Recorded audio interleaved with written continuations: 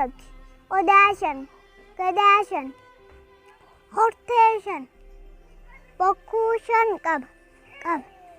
Odaa 5 odaa nabee,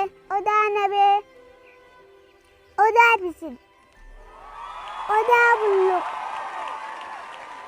odaa roobaa, odaa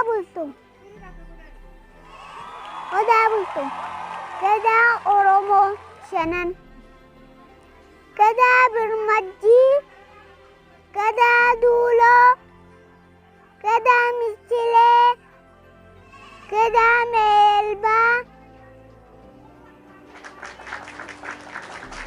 meelbaa, gadaa roobalee, damee Oromoo 5,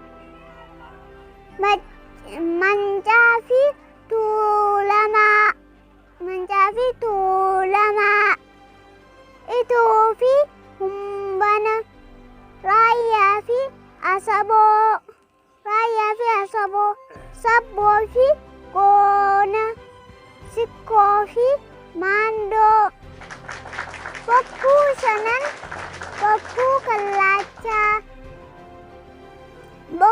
kallaachaa, bokkuu tikaa, bokkuu biifaa, bokkuu hoobaa, bokkuu horaa.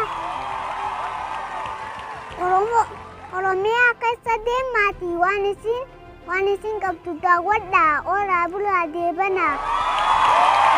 Maqaan Islaamaa na dhaggeeffadhaa. Rabbiin tokko Muhammad ergamaa isaatii dhugoomsuu, salaata salaachuu, zakaa kennachuu, soomana soommanuu, namni danda'achi dhaquu, namni warri birrii qabdan hajji dhaqaa. Baabiliyaas, subscribe, share, like,